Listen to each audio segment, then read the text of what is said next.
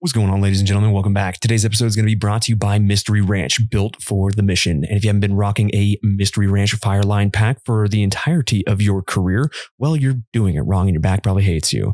But in addition to the most well-built, the most comfortable, and the baddest assest, is that even a word? Baddest assest? Whatever, I'm going to use it. I said it.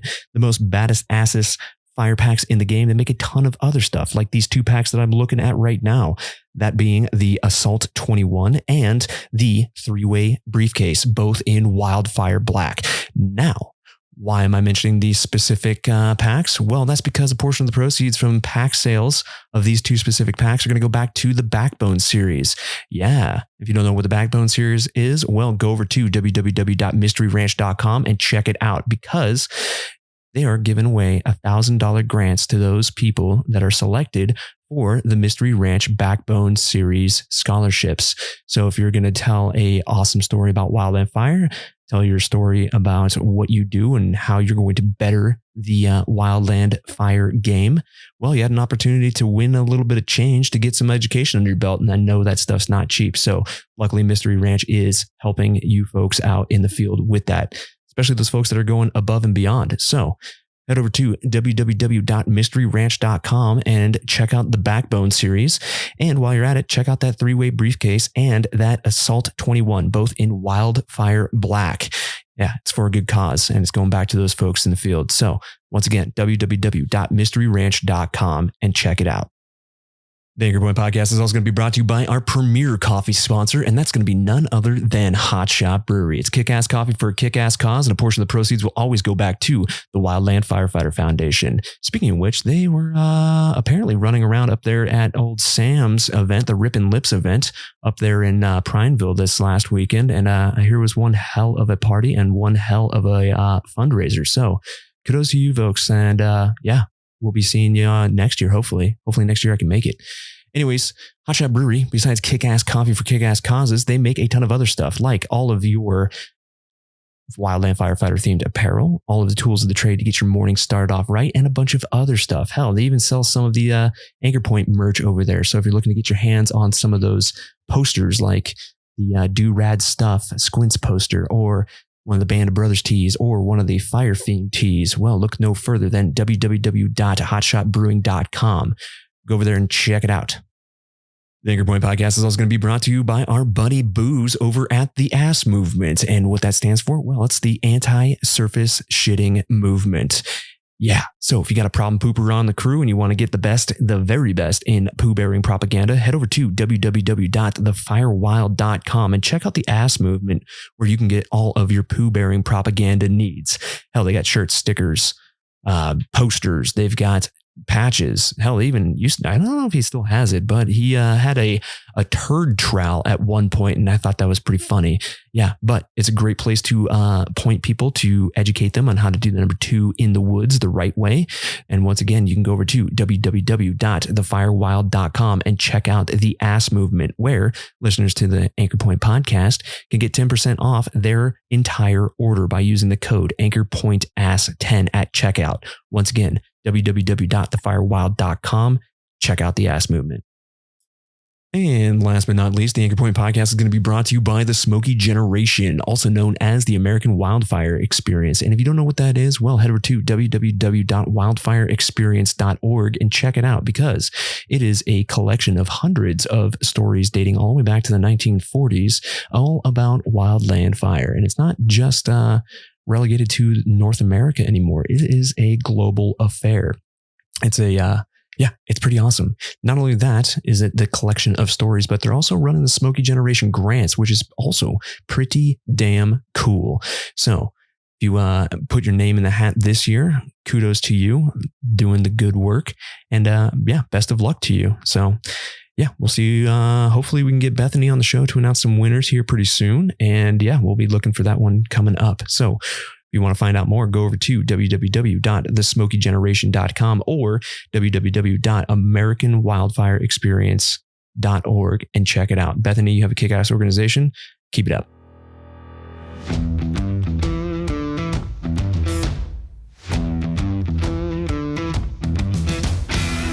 The views and opinions opinions of this podcast do not reflect the views and opinions of the United States government, the Department of the Interior, the Department of Defense, the Department of Agriculture, the United States Forest Service, the Bureau of Land Management, National Park Service, the Bureau of Indian Affairs, or any private, municipal, county, or state firefighting organization, any law enforcement agency, any medical provider, or any contractor employed by any federal agency.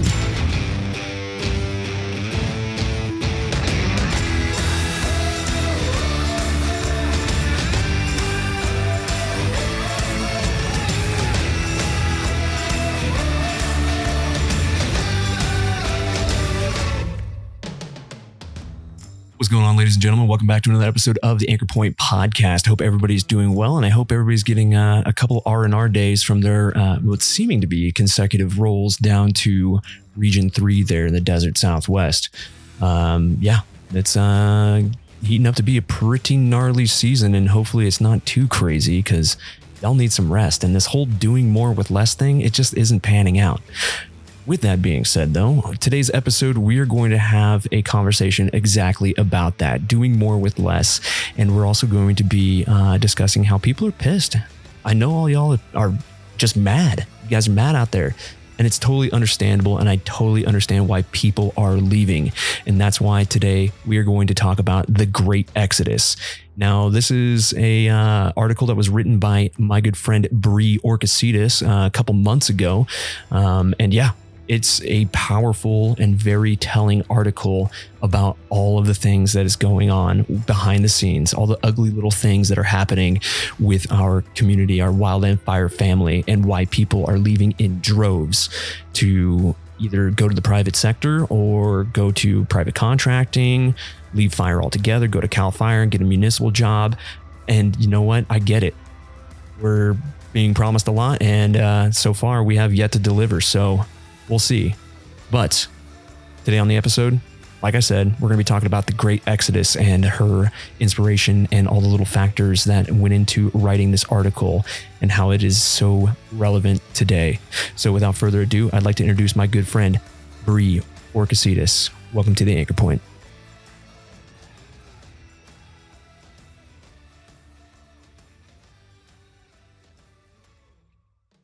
All right, ladies and gentlemen, welcome back to another episode of the Anchor Point Podcast. Today on the show, I've got my good friend, Bre Orcasitas. How you doing, homie? I'm doing all right. How you doing? Not too bad. I just had a long trade show event down in Houston, Texas. And I'm back finally. It's nice.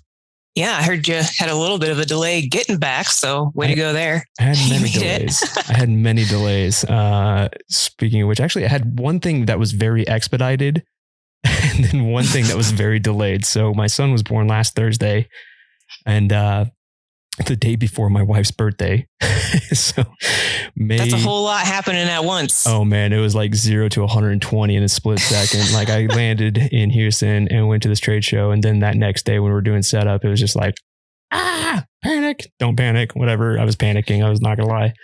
But baby Langston was born on May 26th. Yeah.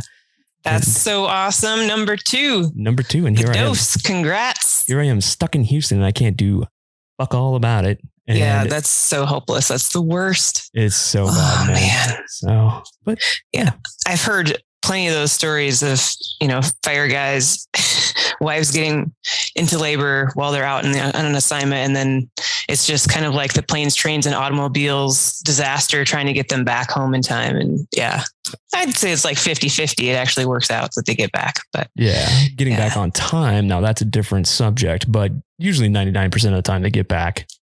Mm-hmm. Yeah, like exactly. It's not like they're required to be held back. Usually they're pretty cool about it and let them go home, Yeah. Well, I mean, coming from the experience of someone who's given birth, I'd have to say, women have to do all the work anyway. So, 100%. And it doesn't stop just after like childbirth. It's just like, oh no, you had a kid. Guess what? Well, sorry, men don't have these wonderful organs that, produce all the food and all the life. So kudos to the ladies out there. You're speaking the truth, man. Like I had our little girl and it was hellacious. It was, it was almost an entire week of labor. And oh my God. Yeah. It just, If you know anything about kids, she came out sunny side up. And so basically that just means it takes a lot longer and it's painful, of course, in the process. But she finally came out and I don't know. I just wanted the pain to stop because it had been so long and so painful. And then it stopped and I felt like I just didn't even know what was going on anymore. Like I didn't even think to ask, is it a boy or girl? Because we were waiting to find out. Yeah. So I didn't even think to ask, is it a boy or girl? Does this child have all their fingers and, appendages? I just laid back and I was like, oh, finally. And then they said, it's a girl. And it kind of snapped me back into it. And I thought, oh yeah, that's right. That's what I was doing here. That's what this was all about. So it's like that moment of euphoria. I don't know. I can't give birth. So I can't imagine what that's like for the women out there that give birth, that moment of euphoria where it's like finally done and you get to hold your baby for the first time. But you're right. Like there's so much that comes after the birth that just it's a lot. And it's a lot that I didn't know until, you don't know what you don't know until you don't know it. Yeah. And like, I love how everybody's like so apt to give you like parenting advice or like, oh, well, this and that and the other thing. Right. But the truth of the matter is I come to find out that no one knows shit about raising kids. There's no recipe. There's nothing. No one has to go through a class. That's for sure. Except for people who want to adopt, like they put them through the ringer, but any two people can just get together and make a baby. It's nuts. Yeah. If you think about it. Oh yeah. It's super nuts, but still it's like, no one has a recipe for like success. It's just like whatever works. Yeah. Yeah. So anyways, long tangent. Tell us about yourself. What you want to know, brother? You can give me your life story if you want to. Take it away. Oh, well, we won't go that far into it, but I guess fire-wise, why did you get in touch with me? What was the thing that brought us to be chit-chatting? Well, obviously, the Great Exodus piece that you wrote, that is powerful because it's so freaking accurate. Yeah. So that's been a little while now since that was written, but yeah, we recorded once, but I kind of shit the bed on that recording. So that was supposed to come out like last year. And I'm like, no, I can't release this. This is garbage. I'm sorry, everybody. I'm especially sorry to you for wasting your time. Dude, we have our days. We all have our days. Everybody's got their worst day someday, right? That was definitely not one of mine. Well, so, okay. Yeah. I mean, obviously just like anybody else in fire, that came about just because all of these things were just circling around in my brain. And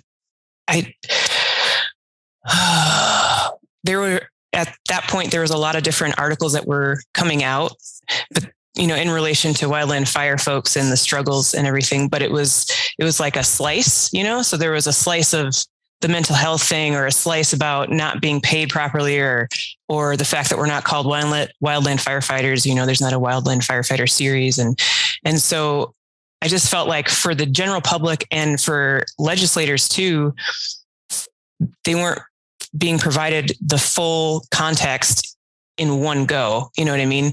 And so I worked on that for several months. It was a pretty significant undertaking to put all that together.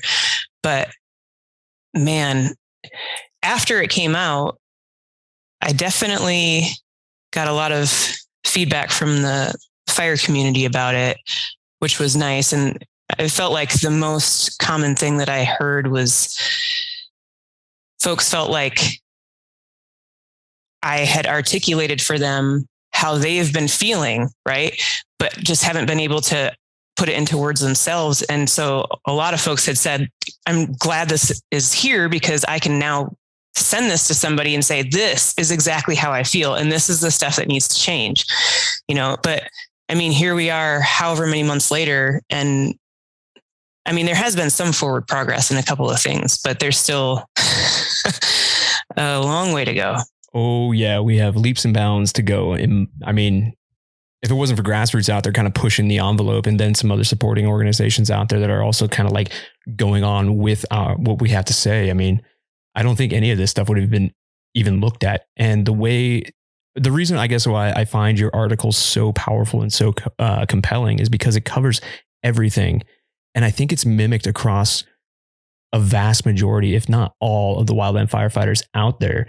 I mean, it covers mental health. It covers the physicality of the actual job, time away from family, raising a family, especially if you're in a dual fire parenting scenario. Like all of it, man. It's everything. And it's so well written and it's so eloquent and it just speaks volumes to what we actually do. And it's spelled out in a very layman's way to where the general public can actually understand it. That's gold. Well, thank you. That's very nice of you to say.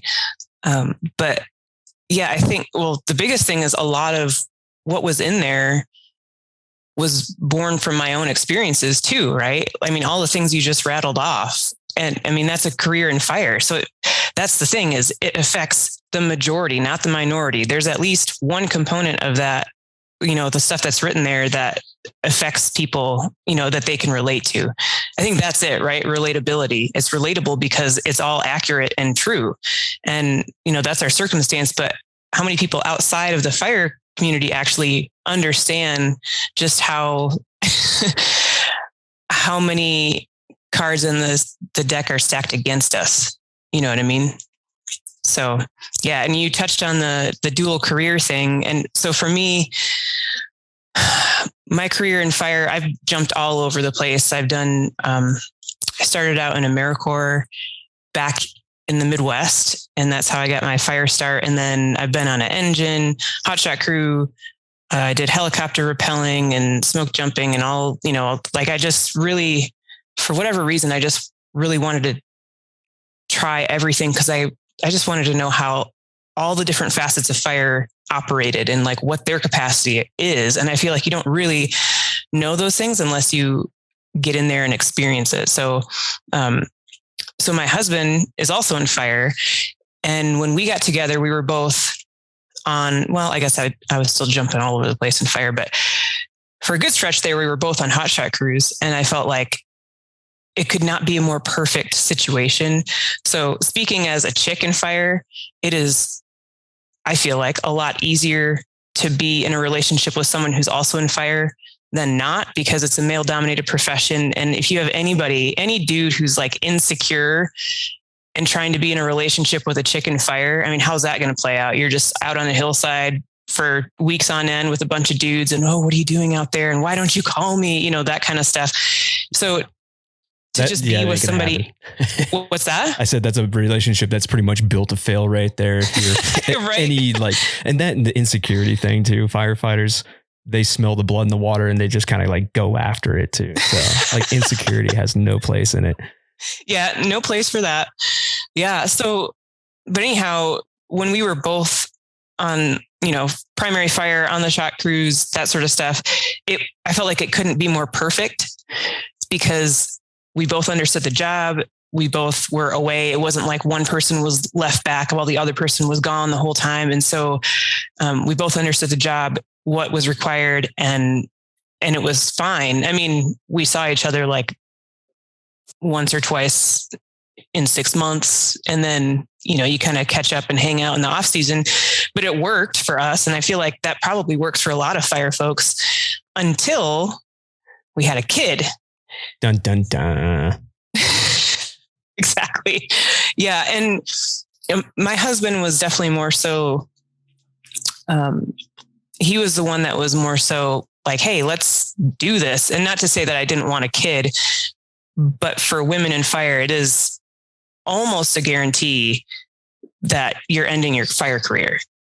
I mean, there's just no pathways. And so, man, if you can make it in fire after you have a kid, you should give that person a cape, because it is not set up for women to stay in fire after having a child. So anyhow, so we had a kid, and then we were both still primary fire, and it was impossible. And, you know, fire people aren't really the type to just kind of roll over and be like, oh, I guess this isn't going to work out. I mean, I put in the effort and really tried to figure out, how do we make this work? Not just for me, but for women in fire in general.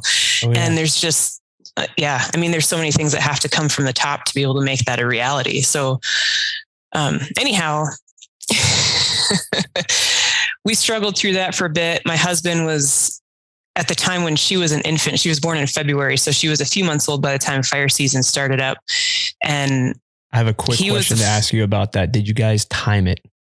So no, it just worked out that way. Worked out that way. Okay. Cause I know a lot of people out there, they try and time the delivery or the birth of their children, like in the winter, or like the off season. Know, right? And it's like, how fucking ridiculous is it? It is that? So, yeah, I know it's so ridiculous. Like, let's get out the sundial and figure out what are the appropriate times. Yeah. It's crazy to try and not have your child's birthday be in the middle of the fire season.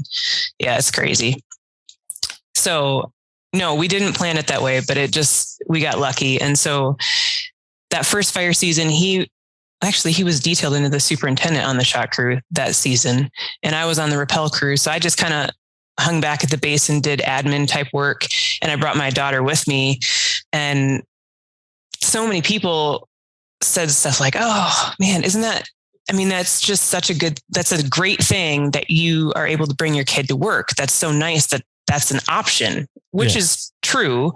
But also as the person, I'm like a Sherpa packing 5 or 6 bags out from the house to the car, get the kid in the car, like the carrying car seat and all of the different components. And then of course you get like halfway down the street and realize you forgot some other thing.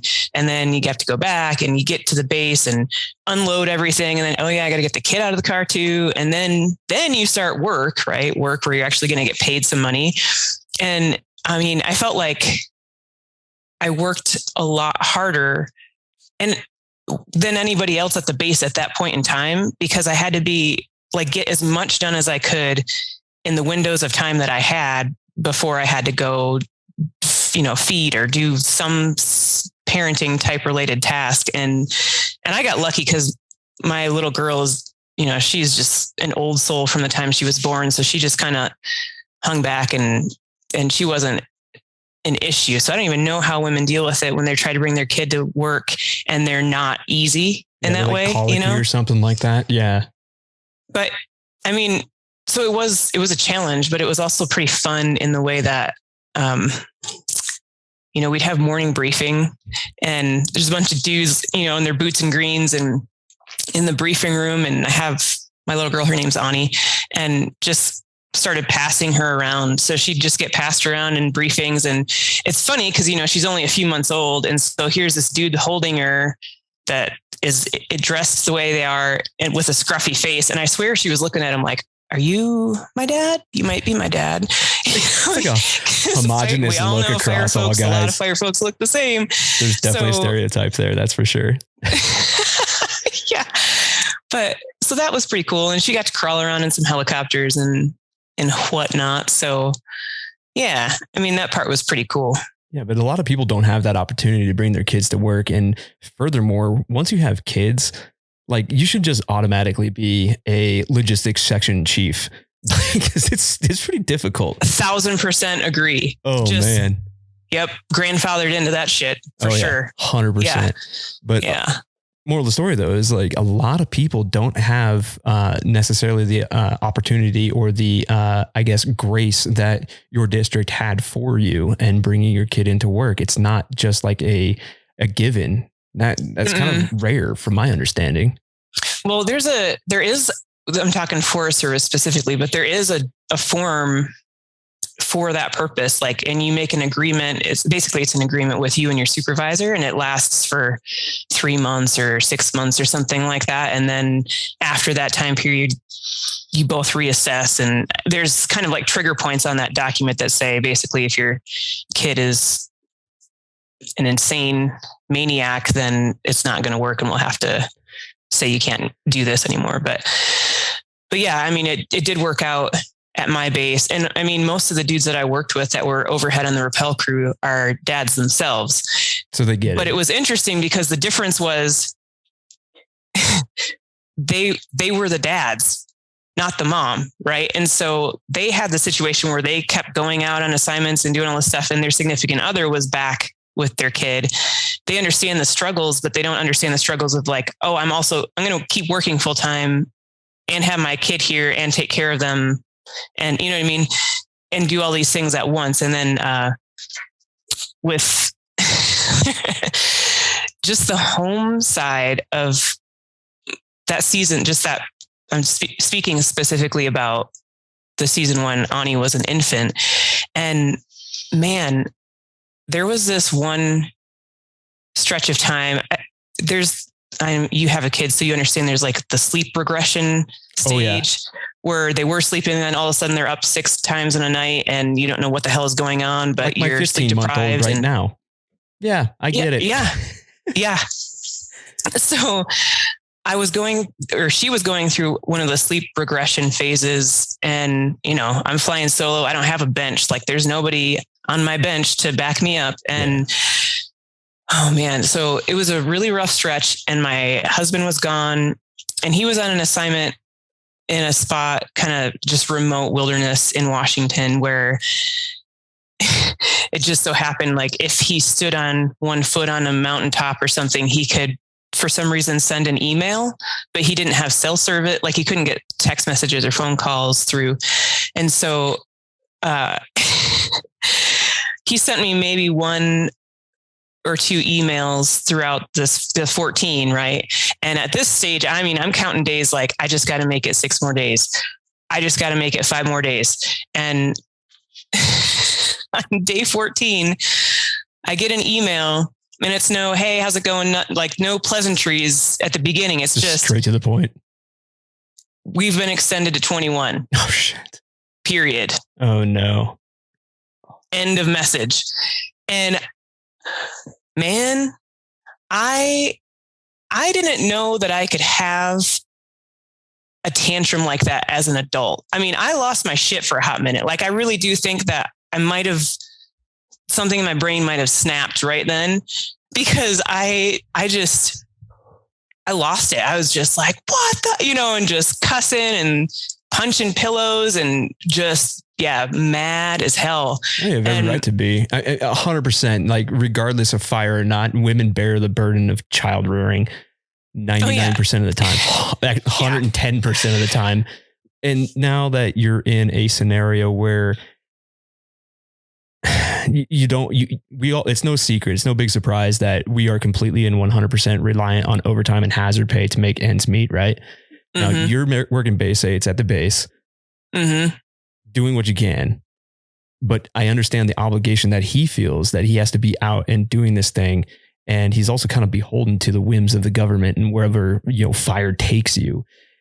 Oh yeah. I mean, he was the soup that season. There was no, there was no wiggle room for him to be doing anything else but being out there in the field. Oh yeah. But the immense amount of additional burden that, being extended for 21 when you have a newborn at home. Oh my God. I couldn't imagine what that feels like for you. Yeah. I lost my shit for a hot understandably minute. So. And I had a moment. This is like where my head was. This is how significant the situation was, is I did have to talk myself back from calling dispatch to say, you need to get his ass back here. Like this, nope.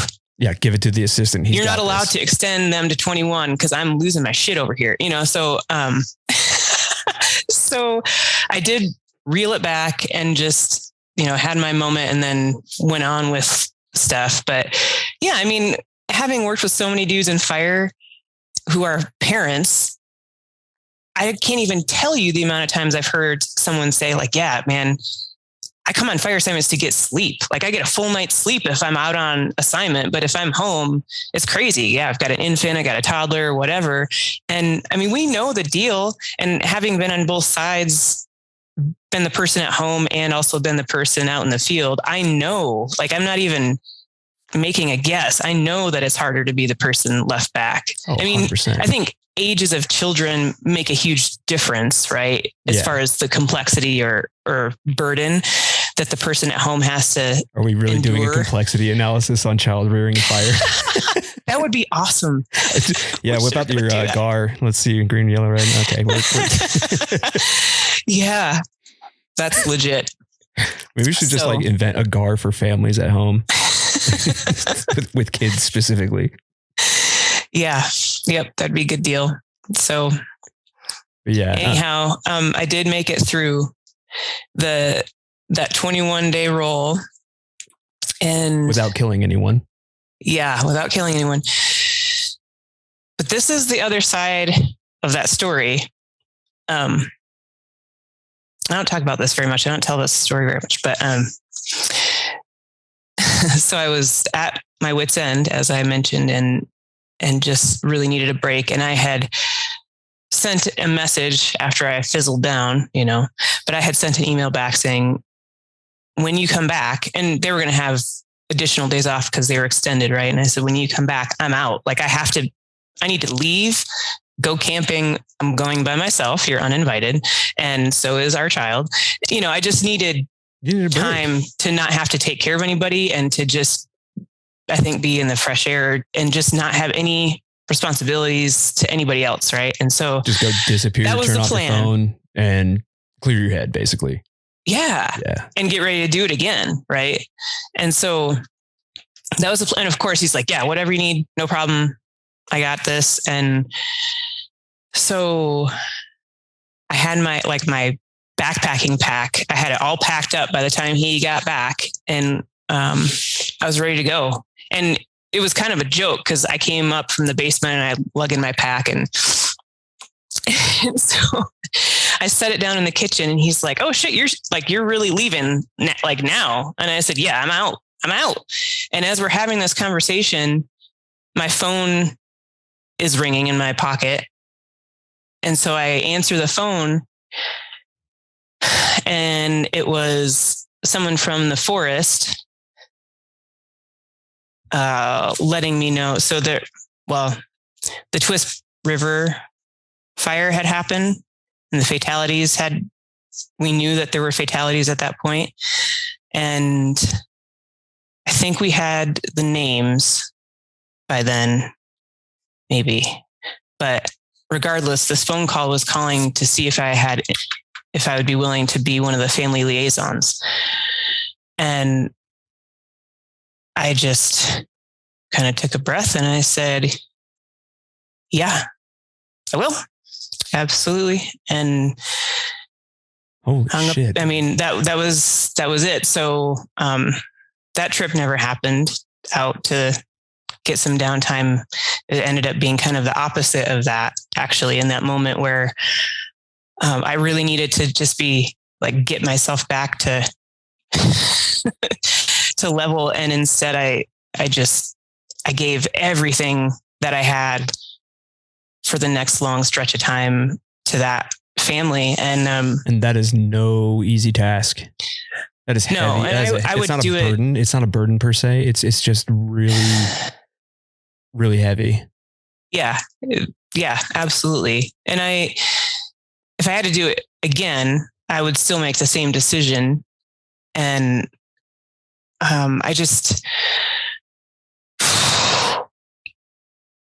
the things that we put on our folks it's significant, because that job, you're interacting with people at one of the worst moments of their life. Right.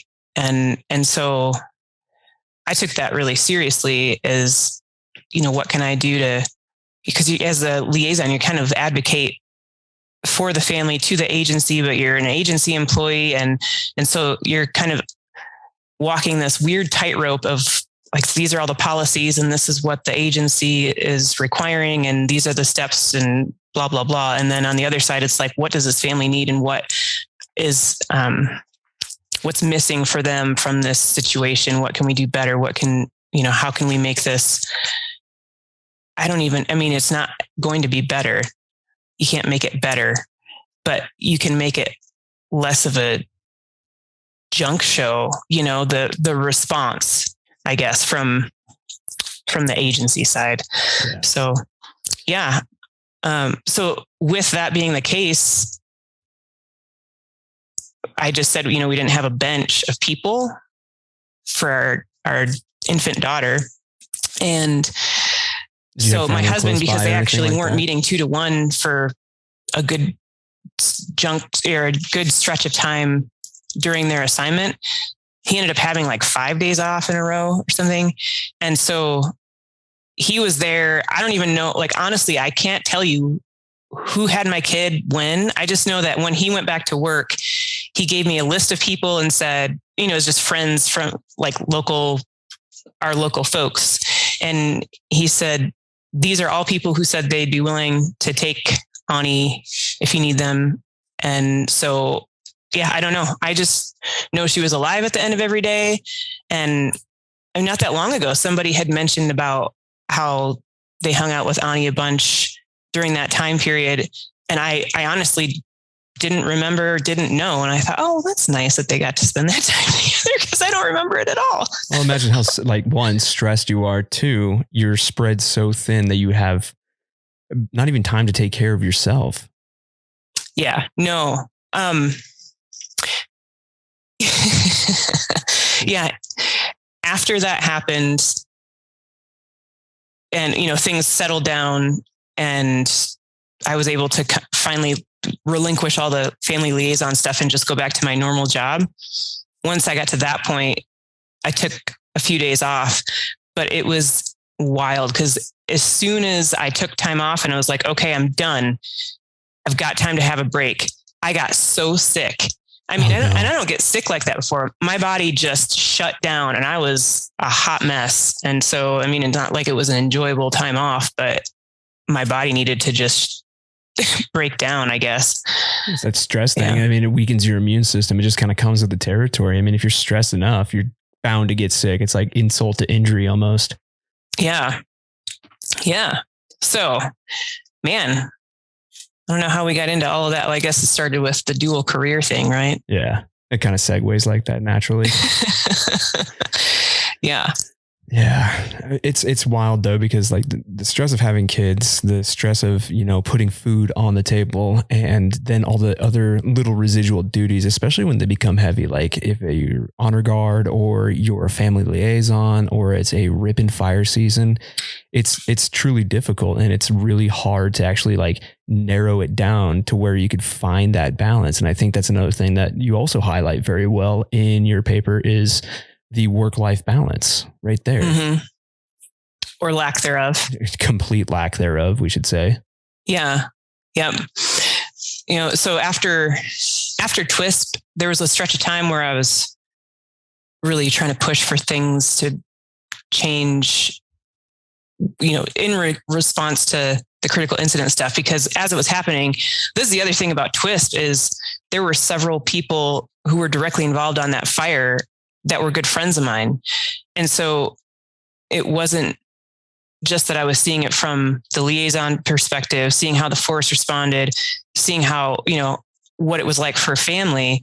I was also seeing the other side with my friends who were in fire and what was happening with them. And there was just so many circumstances where I was like, man, it doesn't need to be like this. It could be a lot better. And all it has to do with is just information and education.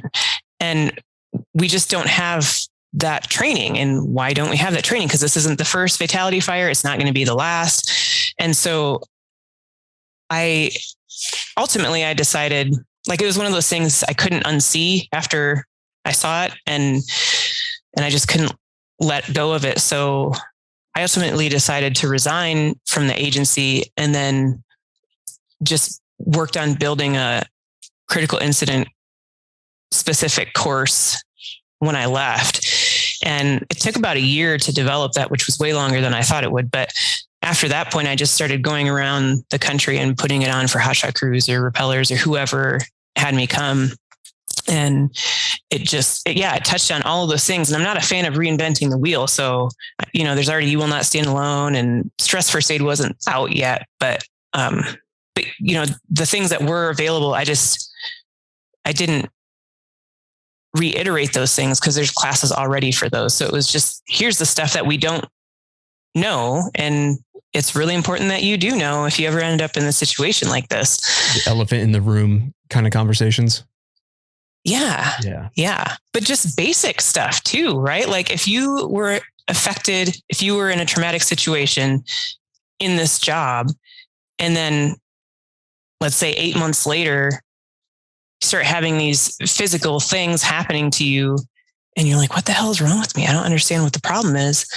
If you don't know what a panic attack is, what it consists of, what it feels like, if you don't understand triggers, what a trigger is, what types of triggers there are, and what to do about it.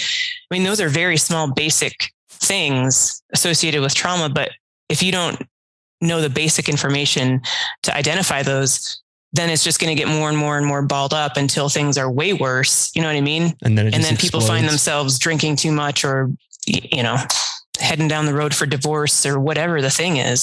There's a lot of that stuff that it just needs to be identifiable to folks. And all of that is education. So bringing about awareness to stuff like that is absolutely critical. Because knowledge is power. If you don't know, you don't know. It's not like they sit there and train us to say, oh yeah, well, this is a stress reaction or this is a panic attack or whatever, they don't teach that stuff. They're just like, oh yeah, bad stuff happened. What happened? And it feels previously it's gotten better, granted, but previously back in TWISP, a CISM course, a critical incident stress debriefing, it felt more like an interrogation until they refined it. And it took years to do that. Yeah, there's been a lot of evolution with the CISM folks over the years for sure. Oh, 100%. Yeah. And it's just they're trying to evolve it from they have it for first responders and it's worked really well for years with police and fire, but they have a different setup, right? Because completely different world. Yeah. Anybody can just show up to a city within a matter of hours, a couple hours, they could have a CISM team there. But for us, it's like, oh, let's pull these people from all over the country and fly them to this point. Egypt. Yeah. So not as easy. No, definitely But not. with that course, it was one of those things where every time I put it on, I thought, well, that's that many more people that have this information. But it did feel overwhelming because I'm only one person and I can't go everywhere and put it on for everyone. So I had ended up building it's like a booklet, kind of like the size of a task book. And so I chocked that full of all the content, not all the content, but a good majority of it that was in the course.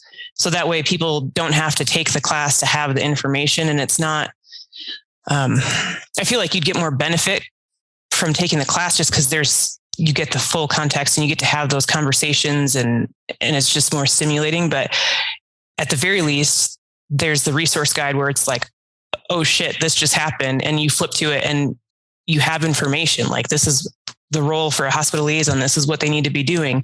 These are the different types of entities that show up to a critical incident. If there's like a burnover or fatalities, things like that, where it's like, okay, what is people hear OIG, but what is it? Who are they? There's just so many different things happening in a time like that. And you just experience something really crazy at the same time, right? So maybe your close friend just died or they're in critical condition and you don't know if they're going to survive. You have that happening internally. And then you're supposed to be just going along with the playbook for whatever the agency says about when you have interviews and who, it's just really disorienting. So anyhow, that resource guide, I put that out a few years ago and I'm just now finishing revising it. And so I'll have it back out there on the street again soon for folks, but it's not meant to be just for agency people. It's for anybody, contractors, whoever, state resources. The hope is like everybody gets the same information and there's just a bunch of resources in it, like every different line of duty desk guide and just, there's a lot to it. It's very tedious to put together, but, I can imagine. But the end result is useful. Oh yeah, 100%. And it's those little helpful tools, those like additional tools that you can put in your toolbox to make things easier. Because if you look at it at the end of the day, every wildland firefighter, especially the incident management teams, they're managing chaos on a daily basis. And then if they have to manage catastrophe on top of that, well, now it just got a whole hell of a lot more complex. Yeah. Because they still have to manage the chaos in the background on top of the catastrophe. Exactly. When it's interesting, the way that you said that, because when I was a family liaison, at one point, what came up in my mind was it felt like being a logistics section chief inside of an emotional tornado. That was that. That's a like good the analogy. best way I could describe it, and yeah, it takes a lot out of everybody involved with something like that. Oh yeah. And it's wildly emotionally draining. Yeah. And the long-term consequences are like, it's like that whole adage is like, you never trust a clinician without a clinician, right? It's like, or a clinician that doesn't have a clinician rather. Mm-hmm. But yeah, I mean, just like who takes care of the caretakers at the end of the day? Folks like you, for instance, like who takes care of that? Yeah. And that was something that was sorely lacking after the fact was continuous care. Yeah, continuous care. It was just kind of like, okay, everybody just gave truly more than they even had to give in this scenario. Like everybody that jumped in and was filling all these different roles, and we're filling all these different roles. And then, yeah, like the back end of that was rough. It was rough for sure. So, and it was just, and that was part of me wanting to provide that information too with the course and the resource guide is you may find yourself here, and this is what you can do about if you find yourself here. You know what I mean? Yeah. Yeah. I think you're right. And I think also it's the awareness thing that you were working on there. The awareness thing. I think, yeah, it was Micah Booz when he was on my episode last. He had something pretty memorable in his episode. And he says that the wildland fire culture is going through a mental health awakening. And I believe a couple other people kind of alluded to that, but I think that Micah pretty much said it, kind of hit that nail on the head. It's like a mental health awakening. We're becoming more aware and we're becoming more adversarial to these mental health issues. And we're just actually picking fights with them instead of just, bottling them up in a corner and just waiting for them to explode. Yeah. I agree that there has been an evolution, at least from the time I started in fire until now. There's been a big evolution with an acceptance where it's not just like this stoic, bottle it all up, don't say anything. Don't come to me with problems kind of unless mentality. You have a solution kind of thing. What's that? Or the don't talk to me if you have problems, or don't come to me with your problems unless you have a solution kind of mentality. Yeah. Days past. Yeah. But I think the thing that pushes that the most is that so many people are affected that we can't pretend anymore like it's not a thing. Yeah, you can't just sweep it under the rug anymore. Yeah, like our suicide rates are high and people they're showing the effects of trauma. So yeah, that's a huge component when going back to the Great Exodus thing is providing those resources for our profession. I mean, that really is the very least you can do, I think.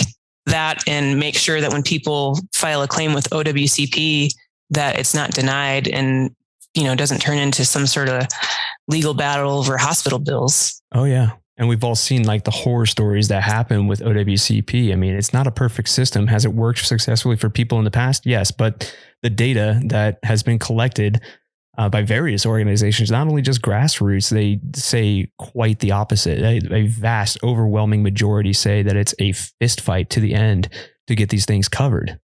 Oh, yeah. Yeah, for sure.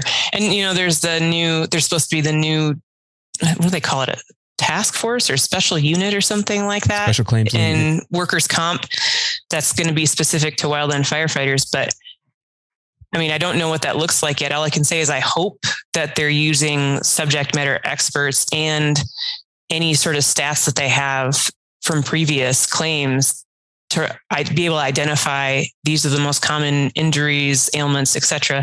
And then two, okay. So when I went through You Will Not Stand Alone, that class, it was the first iteration of it in Region 6. So that's just for timeline. It was a while back. But in that course, they had somebody come, a workers' comp person come, and they were up there answering questions for this. I mean, there was like 60 people. It was a huge group of people in this room. So they're up there answering questions about claims related stuff. And this woman flat out told us that when a claim, like a CA2 claim for a mental health, mental trauma issue due to the job is submitted, the first thing they do is deny it. Like automatically?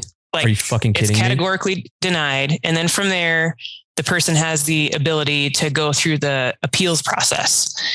And so I felt like my head was actually going to explode when she said that. It's so offensive.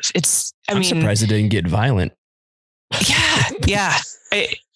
It's messed up. And so, yeah. And I experienced that firsthand, unfortunately, as well. Cause, after Twist, I don't know, however many more months later, I definitely started to recognize that I was not my normal self. Like I was just kind of this rage ball all the time. Anything could happen. I could like drop a napkin to the floor and I just felt like I wanted to smash everything in sight and just hulk out. And it was weird. And here I am like with this infant and sleep deprivation. And so it wasn't really the best time to not be able to control my emotions very well. Right. And so I got to the point where I'm like, okay, I need to go see somebody because I couldn't figure out how to get back to normal on my own. And I had never been to see a counselor before. And I thought, what do? You go like once or twice and you're all set. So figure this out. And I went to, at least I knew from having gone through You Will Not Stand Alone. Well, not really that one, but I had been through a CISM course by that point. I knew the benefits of seeking out a trauma counselor specifically. So I did that. I found somebody local who was like a vet clinician. And I think I was the only civilian client that they ended up having there. But what I didn't understand until I went was I thought it was just this one thing, right? Well, I'm having issues. Well, I just went through this situation. And so that must be why these things are happening. And she said, well, let's talk about your background. I'm like, yeah, we don't need to talk about this. Let's just, this is what it is. And so it's a little bit of back and forth and then just being dismissive of it. Yeah. Yeah. I'm like, no. And so then the more we kind of dug into stuff, I kind of, a couple times I felt kind of like I was dense or something. She wasn't making me feel that way, but just the fact that something would come up and she'd look at me and say, well, do you understand that is really like, that's a big deal. That's a big event. That's a big circumstance that happened. And I'd say, yeah, but that's not nearly as bad as this other thing.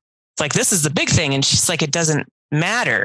And it doesn't matter if everybody survived the incident. It doesn't, at the moment when you're in a situation, you don't know what the outcome is going to be and your body responds accordingly.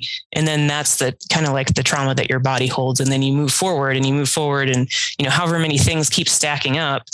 And then, so Twist was kind of like, at least for me, it was more like that was the thing that sent the avalanche down the mountain. And so, there was a lot of work, to figure out kind of where to go from there. But I got to say, I'm really glad that I did it, and going back to why I brought this up is the whole deny thing, right? So after Twist, the safety officer said, everybody I want everybody to be filling out CA2s that was involved with this, because you don't know down the road if you're going to need this resource or not. Okay. And I, was like probably everybody else thought, I'm not going to use that. Yeah. And then there I was. So, it got to the point, like I had insurance. So I was using insurance, but then I didn't just have to go once or twice. I had to go for a long stretch of time. And sometimes it was like 2 or 3 times a week I was going to this, this counselor and to, work through this stuff. So then if you've got $30 copays every time, that stacks up. So I thought, okay, well, I'm going to submit this claim at this point so that I can at least get reimbursement for my copays. And the counselor gave me the documentation that I needed to submit with the claim. Cause first session, she diagnosed me with PTSD. Like it was no big deal. Just like and that. And it was definitely news to me, so anyhow, I submit everything and got that denial letter. And going back to that feeling of just being so offended, because it's like, man, so much was asked of me without training, might I add. Yeah, you're just thrown into it. At the time, there was no training for being a family or hospital liaison. It's just kind of like, hey, why don't you do this job? And really, the stakes are really high. You really can't mess anything up, even though you don't know what you're doing. Ready, go. They're like, okay, here you go. Good luck. Yeah. And so I was doing the best I could for this family. And so anyhow, here I am after the fact. Like they ask so much of you in the moment, and then it's like, okay, but then you got my back on the back end of this, right? And it's like, psych, nope. And there I was, and I thought, man, I think the worst of it was I wasn't just thinking about my situation, because it's like, okay, I have insurance, and it sucks that these copays are piling up, but I can afford to pay the copays, right? Yeah. I just think it's lame that I am having to pay them, especially when you've occurred this traumatic experience at work. It's kind of a prerequisite for OWCP claims, Workmen's Comp, hence work. Yeah. Fuck me, right? Yeah. And so I guess where it left me was I was thinking about, because they give you a detailed letter explaining, like, you can appeal it. You need to do all of these things in order, to like send it in with your appeal paperwork or whatnot. And one of the things I remember, it was basically you had to list every single thing that could be construed as traumatic in your entire life. And you had to also put, like, if you had ever gone to see a counselor before. There was all of these things it was just like super invasive. And I thought, man, if somebody was struggling to the point that they were on the edge, right? Like having suicidal thoughts at this point, and this is the only thing, like they were relying on this system, that they're done. They're gone. That's it. Yep. That's the end of the story for them. And so that made me, it was like, I just felt like my blood was boiling.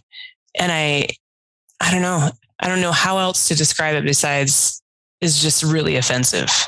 And I know that I was not the only person involved in TWISP that got one of those denial letters. And I'm talking like people who were directly involved, not just with the family, but like on the line. So yeah, so that, going back to this special unit or whatnot with OWCP, I can only hope that that part gets resolved.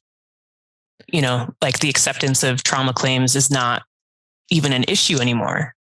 Why are they second guessing it to begin with, you know? Well, that's the thing too, is like just recently, I mean, if you look at a structure department, you have the presumptive cancer, healthcare, cardiovascular stuff going on. And that's like nationally covered, right?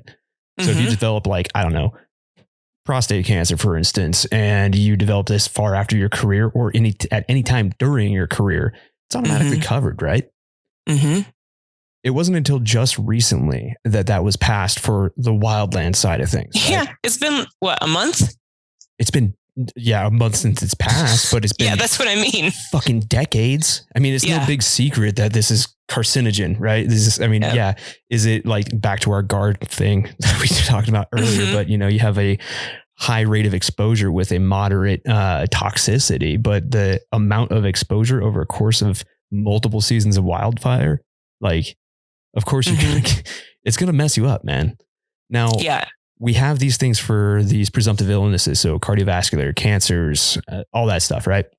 The typical, it's almost a carbon copy of what the structure firefighters have. Now, why, from my understanding, PTSD, PTSI, these mental illnesses, they're not presumptive, and they fucking should be. Right. I'm just going to throw it out there, and I'm very passionate about this topic, obviously, but those absolutely should be presumptive. Yeah, I hear you. Oh man, I had mentioned a CISM class. I took a second one, and it was through, I can't remember the name of that organization. It's like a big acronym. Anyway, NCS. So I went to, what's that? Mission Center Solutions. I think they started doing it just recently, though. No, it's some other thing. But anyway, it was like this big workshop thing in San Diego. They had a bunch of classes. I took the advanced CISM class or whatnot.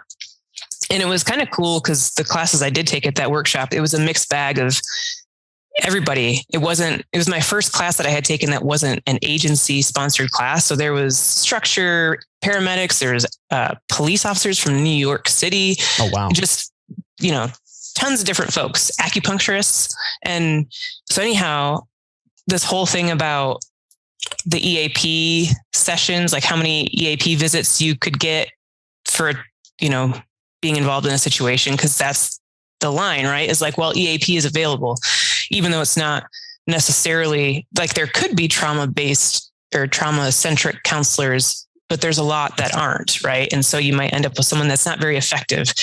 And at the time, what's that? I said it's assigned to you, though. You don't have a choice or control over this. Yeah, I don't know because I haven't been through it. From my I'm not sure if it's assigned or not. It's assigned. It's like, okay. Oh yeah, here is your Joe Blow your counselor. Face. Yeah. Yeah. So at the time it was only 3 visits that the agency, and it was that way forever. And so here this conversation sparks up, and then everybody, you can just feel the energy in the room. People are just starting to get agitated as soon as EAP gets brought up and the visits and all this stuff. And this structure guy behind me, he was from, I don't know, some SoCal structure department. And he was just getting all fired up. And he's like, yeah, this is bullshit. What the hell? We only get 12 visits. What the fuck are you supposed to do with 12 visits? And I turned around and I was like, hold up. You get 12 visits? And he said, yeah. And I said, we get 3. And he looked at me and goes, what the hell are you supposed to do with that? And I said, I don't know, not much, but we sure as hell don't get 12, and that was 2016. They were already getting 12 visits in 2016, so I feel like we're just kind of slowly progressing, right? Like there's more visits available now through EAP and there is an effort to try to expand some of the things that are in place and all that. But man, it is tough being in a line of work where almost every single thing requires an act of Congress and, they don't tend to get a whole lot done. So ain't that the truth? It's challenging. And then what happens on the back end, right? Like we talked about at the beginning, I wrote Great Exodus a while ago now, and now we're in fire season. And oh man, we're like at 70% staffing nationwide. Yeah. The staffing is low. It's not a joke, right? And I felt like all I was doing in that piece was just pointing out the obvious. To any firefighter, I think that's all it was, is like, I just pointed out the obvious. Yeah, thanks, Captain Obvious. But when the public doesn't understand, if you don't have public support, then it's not going to go anywhere. Exactly. But that's the thing, is I don't feel like that piece, that article got to legislators. And that was the thing that bummed me out quite a bit. That was my hope, is like, this can explain it. It's like the translation, the secret decoder to get you to understand how dire the situation is. And yeah, so I don't know. I'd say anybody who's listening to this, please send it to your legislators so that they understand what the hell is really going on. Yes. And that's the thing, is I'm going to send this episode and your article to Nagoose. And I know he's very responsive about, he's one that introduced the Tim Hart Wildland Firefighter Pay and Classification Act, right? Mm-hmm. So he is very attuned to this, and all the people on the, I believe that'd be the Natural Resources and Energy Committee. He's tied in with those folks as well. So hopefully it'll like open up people's eyes, especially on Capitol Hill, because if they don't know, they don't know. And then to ask them to walk a mile in their shoes when they've got 900 billion other things that they have to do as far as a legislative function, right? Mm-hmm. I know. Yeah. That's the thing. There's always 1,000 things that need critical attention. Like their job is basically triage, right? As they're signing bills and doing whatever, is like, what's the thing that's hemorrhaging the most? But at this point, it quite literally is putting out a fire. Like literally, because and there ain't going to be many people left to do that at the rate that folks are resigning. You know? It's kind of crazy, because this dumpster fire in a sense, this whole resignation, this mass wave of resignations, it's no big surprise. You called it. I've been calling it. People before our generation of firefighters have even called it. I mean, it was on the horizon. It was very plainly and obvious to see ever since probably the 90s, maybe early 2000s, whatever. Regardless, it's been coming for a long time. And when we talk about these things like EAP and OWCP, I mean, speaking of the twist fire, look what happened to Danny. It's been years, man. Mm-hmm. It's the shit like that keeps happening, and it keeps happening time and time again. And it's that whole lack of recognition. Even then, I mean, shit, that if you were to do that just alone, you'd have an instantaneous, huge morale boost if you're considered a actual professional firefighter. But at the end of the day, when people look at us, especially from a legislative context, we come to find out that it seems that we're only regarded as firefighters, not when we're on the ground, but only when we're in it. Yeah. You had posted something that had that statement in it, and that hit me squarely when I read it, because that is very much the circumstance, unfortunately. And it's not. It is. No, it's 100% is. And then it's politically convenient to like grandstand as like, oh, this Wildland firefighter spent 11 years in his career dedicating his life to the service of, the communities around him and public lands. Everybody high fives, shakes hands, go home. They look good. Agency looks good. However, the families are at home fighting OWCP and getting death benefits for their fallen loved one. Yeah. That breaks my heart. Mm-hmm. Yeah. This community of people, the fire family, obviously, it's built of people who don't shy away from hard work, kind of the opposite, right? Oh, yeah. And professional problem solvers.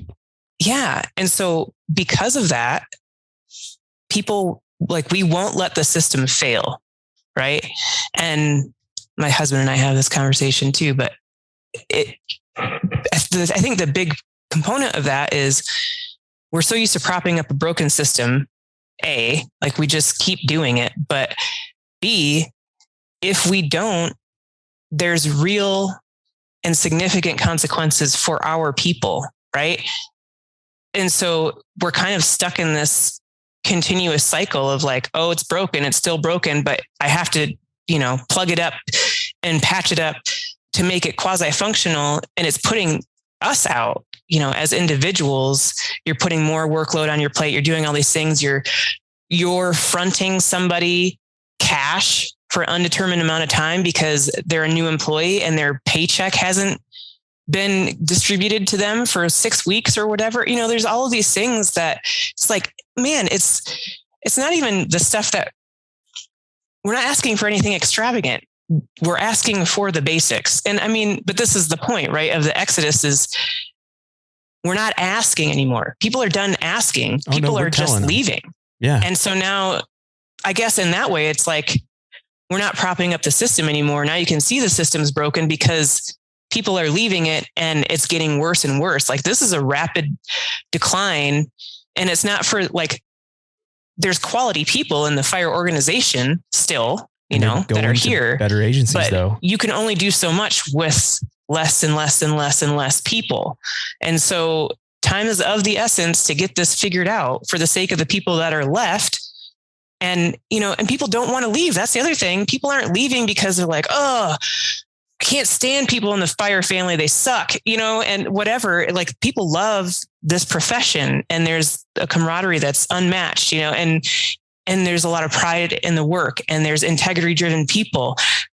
And you spend so much time outside in the elements, there's all of these really great things about it. That's why people stick with it. But that's, I think, the most shameful thing is people that really, truly love their jobs are being driven away at this point. That's sad. And what's funny is that they spent this entire career or partial of a career getting trained by arguably the best wildland firefighters out there, right? The most highly trained, highly organized. Some might even consider the largest professional firefighting force in the world, right? Shit, there's like 25,000 to 30,000 wildland firefighters out there every season. Yet we're leaving in droves to go get jobs at these other agencies, whether it be state, municipal, infrastructure companies, private entities, or hell, they maybe even like have such a sour taste in their mouth that they're leaving the profession altogether and going doing something like I did. I'm in marketing now. I mean, you're kind of foregoing passion for a paycheck. Yeah. I had to make that sacrifice. Work-life balance, right? Yeah. You can actually, manage to not get divorced in other professions where it doesn't require, that's the thing. Cause in fire, it requires everyone involved in your life to have a hand in it. So, I mean, thinking about people who are married with kids and they end up at some remote duty station and you've got this, so your spouse is just like there in the middle of nowhere with your kid while you're off, gone over and over and over again. There's no community, there's no network, there's no nothing. It's just this person, your significant other and your kid waiting out the fire season, or it's the people who like, I'm fire season starting. I'm flying across the country and I'm going to work several states away and we won't see each other until the season is over. I mean, those are real circumstances within this community. And I don't know. I think over time, there's things that folks tend to accept just because it's always been that way, Yeah, it's like the status quo kind of mentality. Yeah. And I think at this point, people are, it's kind of like the magic fairy dust has like the cloud has parted and people are seeing clearly and folks are just seeing all of the components that need a lot of attention, like serious attention. So yeah, that's where we're at and I can't fix it. No, it's going to take literally an act of Congress at this point to fix it. I mean, but I think the voices are growing to a point to where you can't avoid the unfortunate truths about our career, our profession. And I mean, when you look at it, why are we not professionals? I mean, we have people calling us unskilled laborers, and these are senators that are talking like this. It's like, no, we don't just professionally dig holes in the ground with 20 dudes out in the forest, or men and women out in the forest. Yeah. Like, what you just said right there, that is a big reason why there's a full paragraph in the Great Exodus that specifically details different things that experienced firefighters know how to do to help folks understand that it's not just a case of like, all these people just quit. We're just going to grab, hire a bunch of rookies and we'll be good to go again. It doesn't work that way. Sounds dangerous. And yeah. If you're on the outside, you truly just have no idea. And I don't know, I don't let things like that ball me up too much because it's, it's pointless. The person like that dude, he can come out to the fire line and give it a shot and we'll see how he feels when the day's over. I'm just going to say it. McClintock, if you're listening to this, I would love to interview you. If you sit here, I'll invite you to my house and you can bring your Secret Service or whatever. And through the house, we can sit down and record and we can have a thought exchange. I'd love to hear your opinion. See, yeah. And for me, I don't need to talk to him. I just would like to take him out in the field for a day. And, you really don't need to speak any words about it. Just like, this is what we're doing today. Yep. Ready, set, go. And then, yeah. Here you go. Last tool, no people radio. Are really good at talking on things that they don't know anything about. So, yeah. Well, I mean, there's also an ivory tower syndrome with the majority of Americans. Unfortunately, I think it's really easy to talk shit from that ivory tower because you're not experienced. I mean, we have other public figures, political figures saying, they're comparing the loss of multi-million-dollar mansions that are wildly insured. They're comparing a loss of a community, a minor loss of community in the grand scheme of things, comparatively speaking to other fires that are wiping out entire subdivisions. They're comparing these fires, and don't get me wrong, I feel for the people that own these homes, and I respect what they've earned in their life, but houses, they can be rebuilt. Forests and lives, lives are irreplaceable and forests take hundreds of years. I mean, you and I won't see these things grow back within our own generation, our own lifespan, right? Yeah. And when they go on and compare this to the war in Ukraine and the genocide that's happening over there, that kind of rubs a raw nerve with me. Yeah. Apples and oranges for sure. Yeah. One of these things is definitely not like the other. Yeah, exactly. They're not in the same category. So it's not worth comparing. Not even remotely. Yeah. And then 2, I mean, they stopped the prescribed burning across the board because of the current situation in New Mexico. And I think if anything, the government, I'm talking specifically about government, I feel like this is their responsibility. I mean, we have PSAs, right? Public service announcements. And there's such a great lack of education. It doesn't take much, just like little PSA snippets that before people have to watch it, or before people watch a YouTube video, they have to watch a PSA, or, just like in people's daily lives, insert these PSAs that let people understand how fire ecology works, right? Like that there's what an ecosystem, what the life cycle might be for a forest, because fire is a very natural and needed element of any ecosystem or forest. But different cycles, right? One forest might have a 10-year cycle, one might have a 100-year cycle. I'm no ologist, so I mean, I don't know all the cycles specifics, but I do know that fire on the landscape is needed, and it's been used by our indigenous, it's been used by indigenous peoples all over the world since the beginning of time. So, if anything, we did a great disservice saying, hey, we're going to put out all of the fires and do that all of the time for, 80 years, whatever the amount of time. And we're seeing the effects of that. Oh, 100%. And I think that, the short-sightedness of that decision-making, it's not lost on me. Fire plays an intricate role, not only with humanity itself and I don't know, kind of how we got to where we are today as the most technologically advanced species on the planet. I mean, we have the entire Library of Congress on a cell phone, for Christ's sake, but we would not have evolved unless it was for fire. And it's really naive to say, and it's naive to say that fire doesn't play a role in our ecology and has been there since the dawn of time. I don't know. Mm-hmm. Weird thing. Mm-hmm. Furthermore, it doesn't take a rocket scientist. Like you just said, you and I are no ologists by any means, but it doesn't take a rocket scientist to figure out that fire plays a crucial component within these ecosystems. And we should be looking at it not as a fight, like a firefighter. It's kind of like, wildland firefighter. It's kind of like a misnomer. Yeah, we're trying to protect structures, infrastructure, lives, property, whatever. Get that. And we're trying to minimize and mitigate damage, right? Yeah. And prevent that catastrophic fire. Yeah. We need to be learning how to exactly. live with. We need to learn to live with fire. Yeah, live with fire. And I mean, we already are, right? And it's not going well because we're not doing it in the way that is most beneficial. Oh, this is 12 fire rounds. is scary to people, and they don't understand, why would you start a fire? Why would you put fire in the ground? Why would you put more smoke in the air? And in times when if there wasn't a fire, now it's smoky and my allergies and all of these things. But it's way worse to have these mega fires and entire valleys are socked in for 2 months, right? Oh, yeah. All of this, again, here I go trying to explain things for folks. But a few years back, what was it? I feel like it was maybe after the campfire, I had written a piece called Wildfire 101 because it was this. It's like, man, it's just that people don't understand. And the government does folks a disservice by not providing these small little education snippets.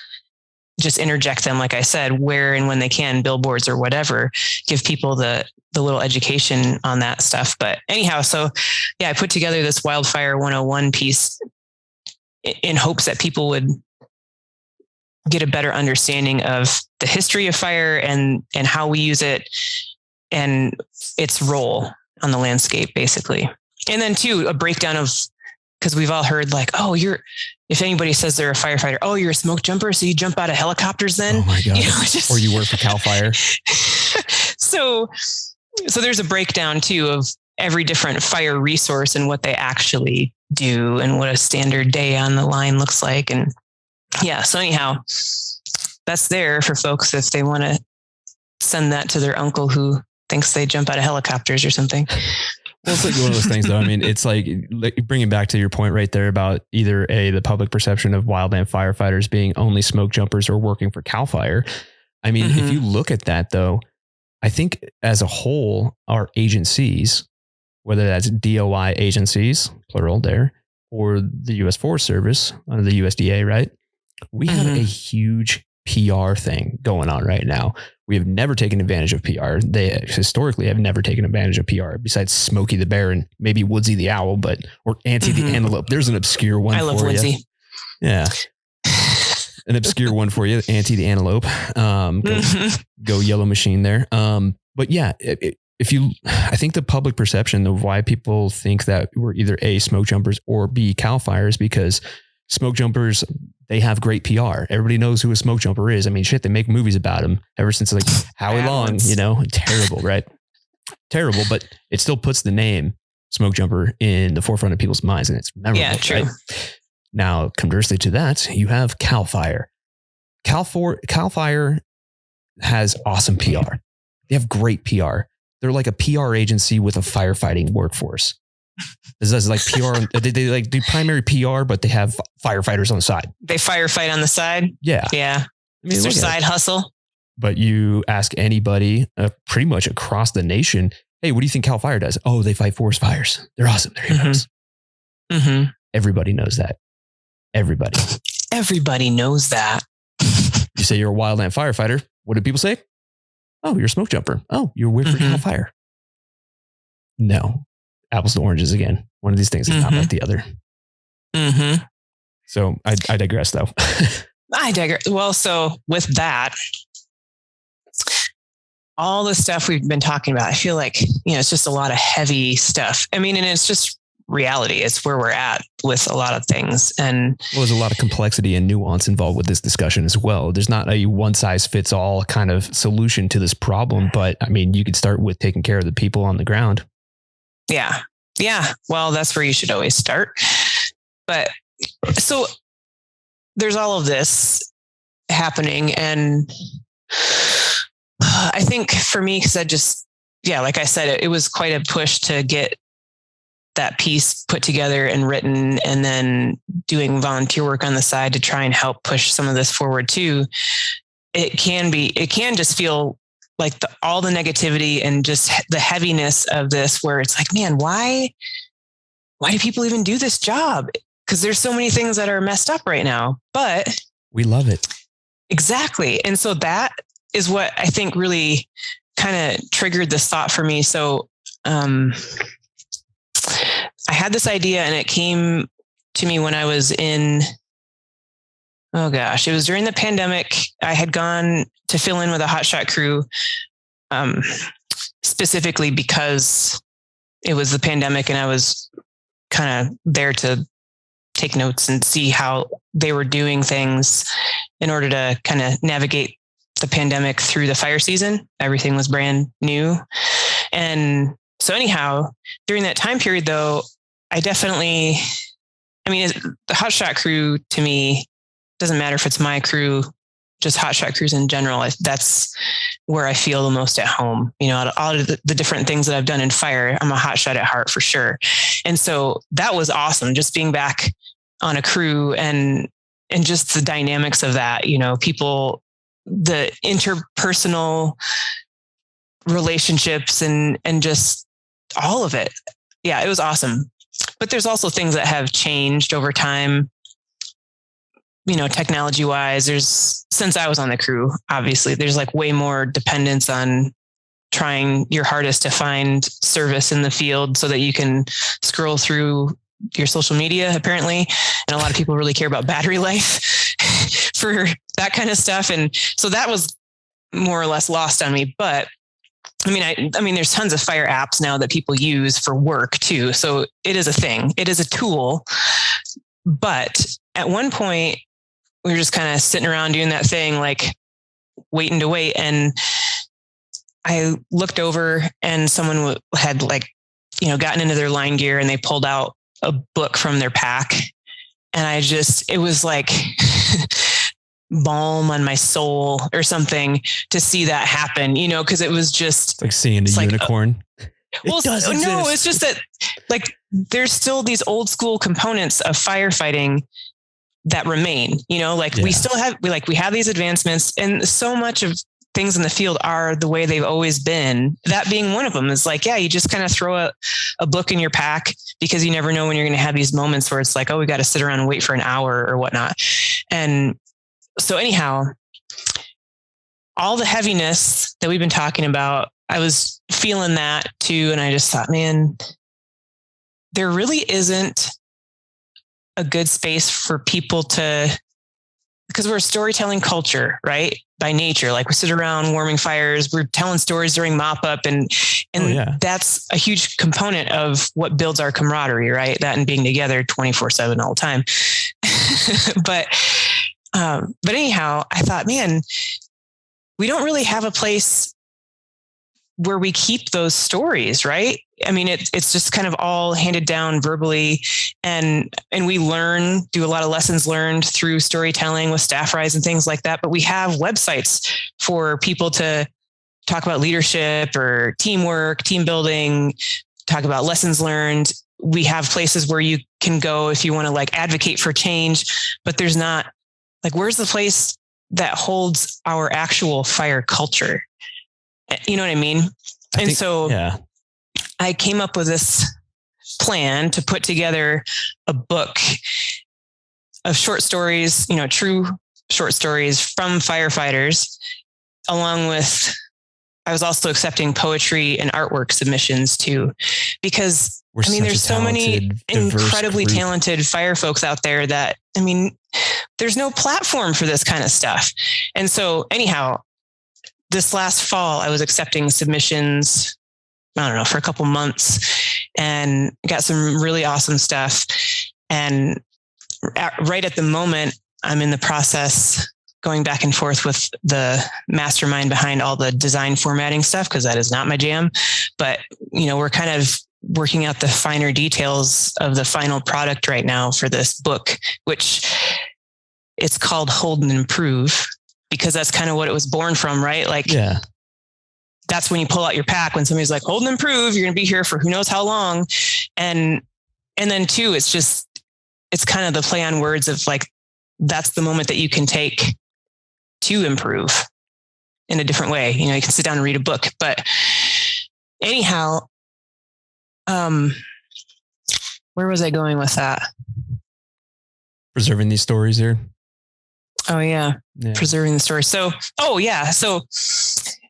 the thing with this though is, one edition of this book is not going to contain all of the stories that are out there. No way. And so my initial plan was, it's a book that will have volumes. So this is what is about to come out. Hopefully, I was hoping by the end of May, but that didn't happen. So maybe July, let's say. Hopefully. But this fire season still.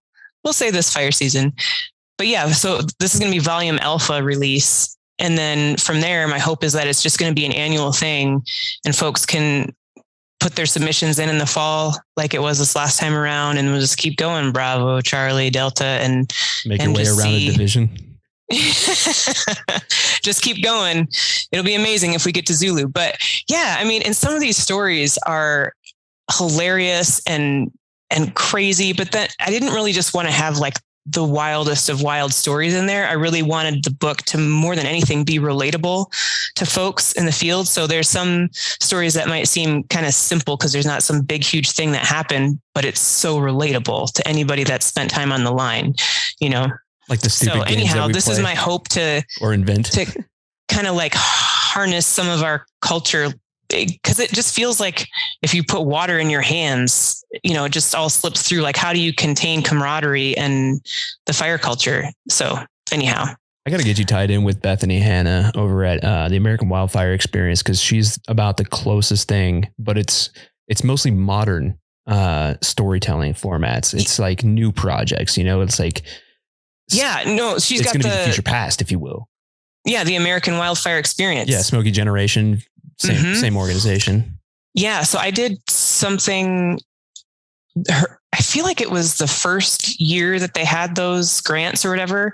And so I wrote a piece for that. Yeah. It's nice because it's mixed media. It's like, it's anything. You can do videos, photo, all that stuff. And with this, it's kind of, I guess those are the two things. Like she's got the digital components, and this Hold and Improve is like all old school because I'm not doing a digital copy. I want it to be a tangible physical thing.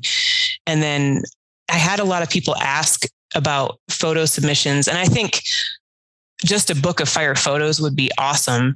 But I really wanted, in this situation, I wanted the words on the page to tell the story and, let people conjure up their own images in their mind of what this plays out to look like for them. And then, the artwork too. But yeah, I actually have watched quite a few of on the original Smoky Generation page. I've watched quite a few of the videos on there, which are awesome, and definitely recognized a few faces in there too. But yeah, I would recommend anybody to go through there. And what we were talking about earlier with just kind of what people experience in this line of work, she does have a section that is focused on critical incidents and like traumatic experiences. And man, yeah, there's some pretty powerful stuff in there. So she's doing good work. Yeah, but I think that, that's like firsthand accounts of stories of what happened. Now, encapsulating the culture of wildland fire and preserving those stories from all walks of life, past, present, and continuing on into the future in a written word format, like a book format. It's never been done before. That's why. And there's some pretty good ones from like the old school, like 80s hotshot crew stories that are nuts. And yeah, just really just total it's entertaining because of the shit. history of it. And I do, in each volume, I want to make sure that there's some sort of like legend / folklore component, because we have a lot of that too. And so there's a story in this one about Ed Pulaski, and I'm hoping maybe the next one will do like Big Ernie or explain the big flip, something like that. So yeah, I mean, fire folks, the best people. They're just, fire family is the best makeup of folks. And so, yeah, I just wanted, with all the heaviness, I wanted to be able to put something out into the fire community that speaks to why we all do this in the first place and helps us to kind of remember that part of it, Oh yeah. It's that whole walk a mile in someone else's shoes kind of mentality. It's hard to do until you really truly understand it from some of these stories. I mean, they're like legends, right? I mean, you have these like legendary characters like Big Ernie or Ed Pulaski. They're like larger than life, Yeah. Lance Honda. Yeah. Oh, Lance Honda. Yeah. All these folks. Exactly. Dewey Rebby. I mean, just, literally larger than life. Dewey was. Yeah, Dewey. I don't know if you knew Dewey. He was like 7 feet tall. Anyhow. But yeah, so another good component of this, of Hold and Improve, is, so it's by firefighters, for firefighters, and anybody else too. But the other part is that I'm going to donate some of the proceeds that come from this to organizations that help firefighters. So it can be more of a circular thing too. Make it come full circle. Yeah. That's awesome. That's rad. Yeah. It's so wild, man. It's like this, how do you encapsulate the culture of wildland fire? It's like, it's crazy. It's like I said, it's kind of like a Rubik's Cube to figure that out. I don't know, but we'll see if this helps to kind of grab a little bit of it at least. And then, going back to the part by like for firefighters. So all these stories are written just like they'd be told around the warming fire, right? So there's all these acronyms and fire jargon all over the place. Are you going to do an appendix? Like the Silmarillion? I have a glossary of fire lingo. Dude. When I sent it to the guy to do the formatting, I was like, oh yeah, I have this glossary too. I'll send that to you. I was still working on it because I went through every person's story to make sure whatever terminology they used was also in the glossary for people to be able to decipher it. But then I would be like typing out a definition and end up using like 2 other terms in the definition. Like, shit, define the definition for that one and for this one. And so when I sent it to him, he goes, dude, this is like 30 pages long in the back of the book. And I said, well, is what it is. So there's a lot of acronyms. We work for the government. So, it just kind of comes with the territory.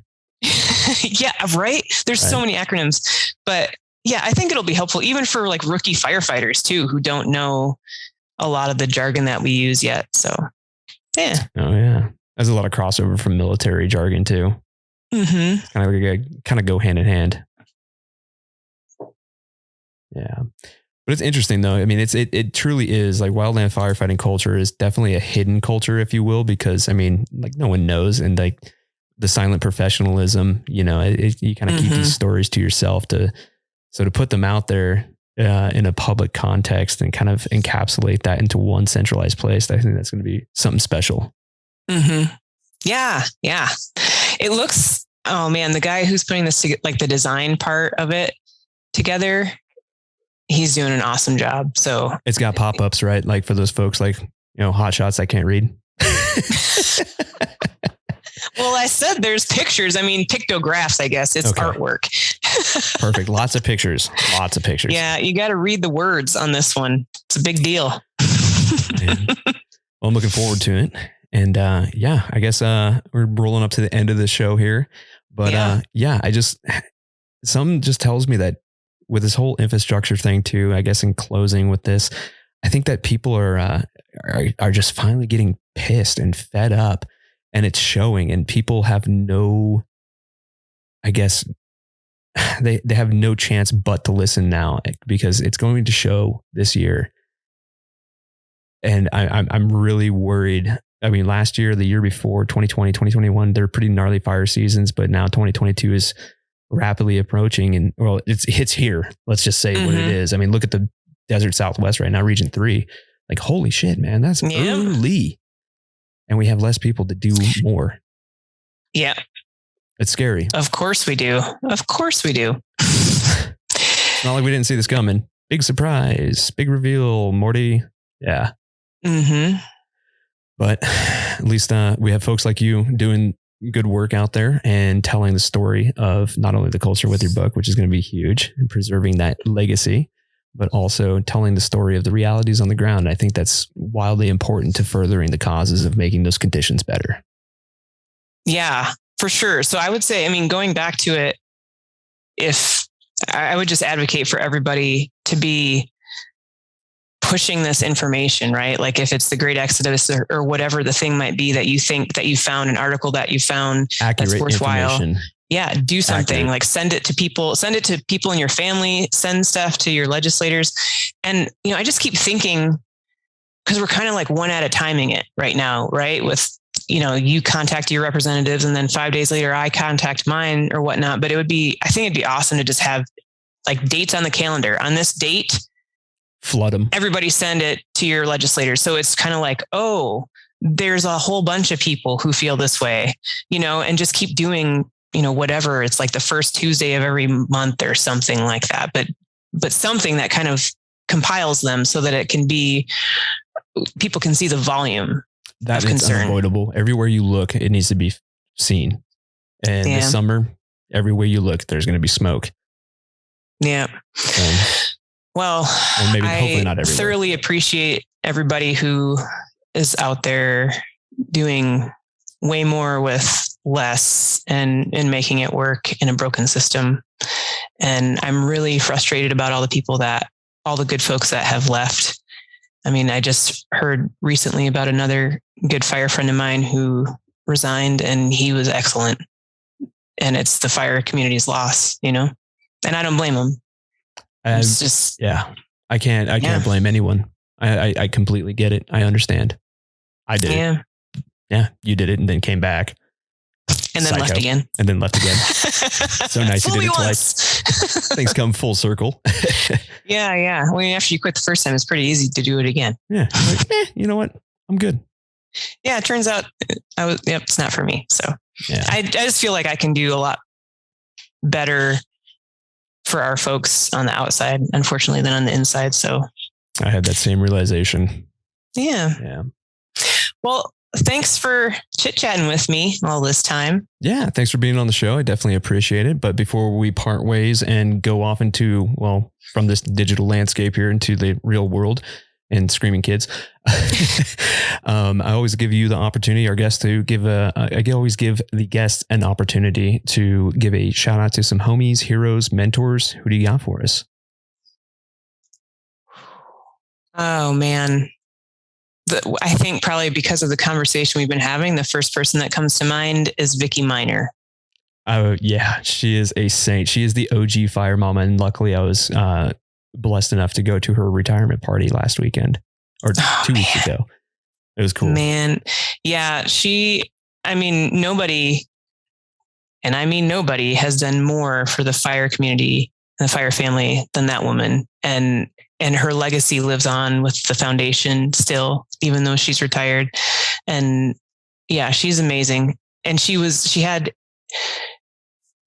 I'm saying had past tense because she is not retired, but she had the best personality to be able to intermix with firefighters. Like she was compassionate, but she also was such a smart ass, or she is such a smart ass. That didn't go away, when she retired. But yeah, man. And I've been in situations, and people close to me have been in situations that the Fire Foundation the Wildland Firefighter Foundation has shown up. They always show up. Oh, yeah. And they show up most of the time when nobody sees or knows that they're there or what they've been doing in the background. And so, yeah, Vicky's the best. I love her. She's a saint. And speaking of her smart ass attitude, that's one of the things during the retirement presentation that was given to her. They said that her personality is, you get one or the other. Either Roseanne Barr or Mother Teresa. Yeah, I've heard that statement before, and it is accurate. It's literally inscribed on the wall of the new facility. It's hilarious, and it's so accurate. Yeah, she's awesome. And man, I went to visit her. We were traveling through, me and my husband and my kiddo, and she was, I don't know, maybe 8 months at the time, something like that. And definitely had to stop in and see Vicky. And so she got to meet our little one, and she is really into the little ones for sure. 100%. And, there's they had this big bear, these huge stuffed bears, which the foundation gives to all kids who've lost a parent and that sort of thing. And so Ani was kind of climbing around on this big bear, and she's like, oh, she really likes that bear. And I said, well, yeah, that's, it's kid thing. It's cool, man. And then next thing I know, we get this humongous box in Washington. She shipped us, it was a big dog, but she still has that thing, big dog. And yeah, that's her pal. And so, just things like that Vicky, she just doesn't take no for an answer. She just does what she's going to do. 100%. She's kind of more of a shoot. She's like Han Solo. She just shoots first and asks questions later. Yeah. Yeah. She's sly too. 'Cause a good friend of mine, he was in a situation, he got smashed by a tree, and he should have not survived. The situation was that it's amazing. He lived, but he got life flighted to Boise, and I drove through the night to get to Boise. And I didn't know if he was going to be alive when I got there. It was that kind of situation. And getting to Boise, I didn't think about anything. I didn't think, where am I staying? I just started going. And so once I was there, I'm at the hospital all day, every day. But I think it was maybe the first morning, and Vicky was there at the hospital, and she's asking, oh, well, just kind of nonchalantly, she's like, well, where are you staying while you're in town? And I said, I don't know. I haven't figured it out yet. And she's like, oh, well, you should stay. There's this hotel. It's not too far from here. And she's just kind of, because she's local. I'm like, oh yeah, she's just giving advice. Right. And so I the hotshot crew, and I was there, we were all there. Anybody that came for him came to the same place. And I don't know, I was there for a week. And when I went to check out, I don't have a bill, and neither does anybody else. And I was like, what the hell just happened here? She just pulled a Jedi mind trick on me. And it's I didn't she even won't see say shit about it either. She won't say a damn thing about it. She'd be like, man, you're good. No. Yeah. And that actually surprised me, because I guess up until that point, I always just assumed the foundation is there to help people, like the injured firefighter and their family. I didn't think about how much the ripple effect, how far out it goes. But yeah, I mean, they're there for the fire family too. Oh, 100%. In that situation. So yeah. Oh yeah. She's amazing and I love her. Oh yeah. Then, Burke's, I think Burke's got the same compassion as well. And I think he's taking the helm next. So, well, he is. Oh yeah, for now, sure. So I mean, Vicky's his mom. He better be right. Well, I don't know. Of course he is. I've seen he was like harassing her, doing the old, I'm your son, I'm going to harass the shit out of you kind of lying over there while we were up there. And, she gave him that look that, that unmistakable, I'm going to kick your ass mom look. Uh-huh. And I think they're still like, Bert's like, all right. I'm good. Yeah. Well, she's a formidable force for sure. Yeah. There is that video of her birthday where he tricked her and like smashed the pie in her face. It's hilarious. If you haven't seen it, I would look it up. Oh yeah. That was a nice one, Burke. Good folks over there. Yeah. All right. Well, where can we find it before you go? As far as like your blog and your socials, all that stuff. Not like you personally, obviously. We're not going to give out addresses. Well, I'm not like super technology person. Yeah, I'm not technology advanced, I'll say. So my first thought was like, I'm in Tucson. Yeah. So the blog is The Evolving Nomad. And I'm on Instagram with The Evolving Nomad. And some tells me you're not very active on it with that look. So yeah. Counted that. So The Evolving Nomad, and I'll post some links in the show notes and direct people to your wonderful article. Oh, that way people can, encapsulate that link and just send it off to every little senator out there. And representative out there. Just keep pushing until something happens. You have to. You got to be your own best advocate. So it's going to take an army. Mm-hmm. So, well, Bre, thank you so much for being on the show, and we'll catch you on the next one. Thank you so much. Yeah. Thanks for having me. All right, guys. Take care. See ya. And boom, there we go, ladies and gentlemen. Another episode of the Anchor Point Podcast is in the books with my good friend, Bre Orcasitas. Bre, thank you so much for coming on the show and explaining the article in depth and your experiences of what inspired you to write it and also leave the agency. Not only once, but twice. Yeah, Bre is a former hotshot, former dispatcher, former smoke jumper. I mean, you pretty much done it all. And yeah, you have written some very powerful words, and I appreciate it. And hopefully the great exodus can be stopped, or if not slowed down, by passing some of those critical things that are sitting there on Capitol Hill. I almost said Crapitol Hill. I guess that's that's a slip on how jaded I am about the whole subject. But yes, if you got some time and you want to read into Bre's article, go over to theevolvingnomad.com and check out her blog, where you can see a bunch of writings of hers, and they're all really, really good. So go check it out. Bre, once again, thank you so much for being on the show. As for the rest of you, please stay safe out there. It's going to be a doozy of a season. I know the predictive services are just kind of off the charts, so hopefully it's not too crazy bad. But yeah, be safe out there. Special shout out to our sponsors. We've got Mystery Ranch, makers of the finest damn packs in the world for fire and beyond. Mystery Ranch, built for the mission. Go over to www.mysteryranch.com and check out all they have to offer. We've got Hotshot Brewery, kick-ass coffee for a kick-ass cause, and a portion of the proceeds will always go back to the Wildland Firefighter Foundation. Go over to www.hotshotbrewing.com and check out their full line of everything they have to offer. We've got the Ass Movement, purveyors of the finest poo-bearing propaganda on the planet. Funny name, series about conservation and stewardship to the land. Go over to www.thefirewild.com and check out the Ass Movement and enter code AnchorPointAss10, all one word, at checkout for 10% off your entire order site-wide. Then we've got, last but not least, the Smoky Generation, also known as the American Wildfire Experience. If you want to find out more, go over to www.wildfireexperience.org and check out all that Bethany has to offer. It's pretty awesome. Bethany, you have a kick-ass organization over there. Keep it up. As for the rest of you, y'all know the drill. Stay safe, stay savage. Peace.